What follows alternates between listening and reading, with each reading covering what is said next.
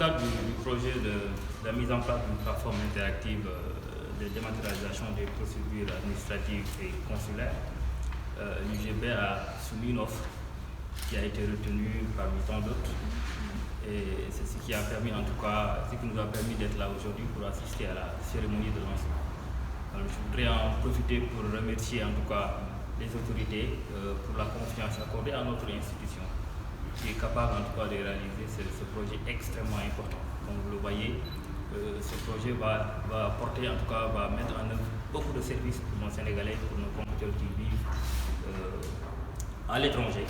Et c'est dans ce cadre-là que ce projet sera réalisé par le centre de calcul. Le centre de calcul, c'est le centre de données de l'UGB qui va faire le travail, qui a une certaine expertise parce qu'ayant participé au premier développement de la plateforme Campuchen aujourd'hui qui permet d'orienter tous les bacheliers du Sénégal. Donc c'est pour assurer que nous avons les moyens, nous avons les ressources techniques pour réaliser cette plateforme qui est extrêmement importante. Tout à l'heure, nous avons vu la présentation de tous les services qui seront offerts par cette plateforme-là. Et vraiment, ce sera en tout cas au bonheur de tous les Sénégalais qui vivent en dehors du Sénégal avec beaucoup de services qui seront offerts en termes de gain de temps, en termes d'économie. Donc cette plateforme vraiment jouera un rôle extrêmement important dans les signes d'avenir. Monsieur le ministre a largement expliqué, mais ce qui est important pour moi, c'est le fait de voir en tout cas des ordres publics aller dans les universités. Je pense que c'est un challenge pour nous universitaires. Nous devons aussi communiquer, nous devons montrer ce que nous faisons pour permettre à d'autres structures de venir en tout cas vers nous parce que nous avons aussi de l'expertise. Et je salue, moi, c'est cette idée-là que je salue. Et je pense que ce projet permettra en tout cas une meilleure ouverture de l'Université Gaston Berger de Saint-Louis vers les problématiques du pays. Très bien suivi de procéder au lancement officiel des travaux de développement d'une plateforme robuste, interactive, de dématérialisation des procédures administratives et consulaires avec l'Université Gaston Berger de Saint-Louis via le centre de calcul. Une plateforme extrêmement importante qui va non seulement alléger le quotidien de nos compatriotes, mais nous voulons que cette plateforme puisse même changer radicalement ce quotidien.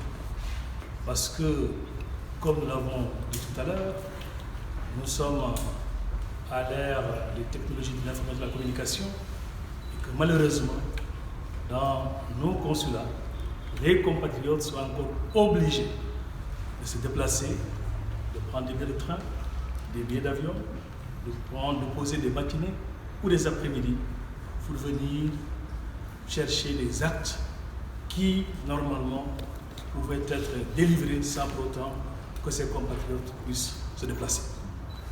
Ça, c'est un élément extrêmement important. Le deuxième, et comme on l'a vu aussi dans la présentation, c'est qu'il y aura un certain nombre de services qui seront dorénavant offerts à nos diasporas via cette plateforme. L'accès, par exemple, à tout ce qui est logement, parce que vous l'avez suivi naturellement, c'est que aujourd'hui, avec le ministère en charge de l'urbanisme, l'État du Sénégal est en train de mettre en place l'ambitieux projet de 100 000 logements, mais également il y a pas mal d'informations utiles que nos compatriotes qui sont dans la diaspora peinent à avoir. Et pourtant, ces informations ou ces données ont été déjà dématérialisées par cette structure de l'État. Donc, en somme, c'est un ambitieux projet et qui va consacrer ce concept que nous avons théorisé, le concept d'e-consulat. Certes, pour certains actes, ça va rester le déplacement, mais pour la majeure partie des actes qui sont délivrés par nos missions diplomatiques consulaires, les Sénégalais ne seront plus obligés à terme de procéder ou bien d'effectuer ces déplacements.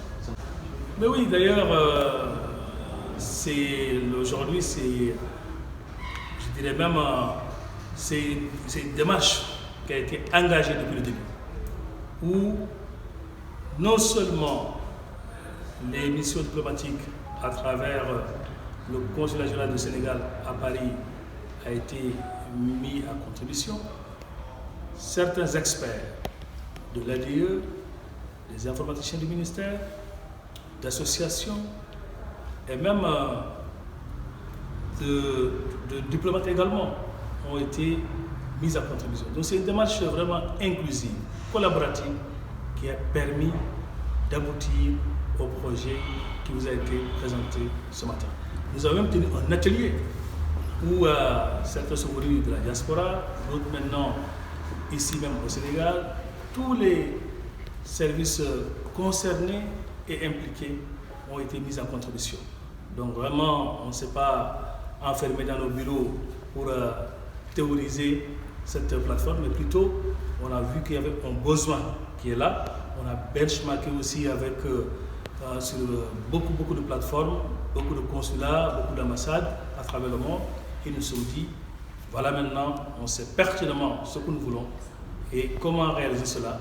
Donc il y a cette version bêta qui a été développée, il y a un appel d'offres naturellement aussi qui a été lancé, et à l'issue de l'appel d'offres, c'est l'UGB effectivement qui a été choisi et qui va, à partir de ce soir, commencer le développement de cette belle plateforme. Il faut quand même faire une précision. L'apport de la diaspora est estimé aujourd'hui à plus de 1200 milliards. Ça, c'est l'apport de la diaspora. Ça évolue d'ailleurs, parce qu'aujourd'hui, on parle de 13,6 de notre PIB. C'est extrêmement important.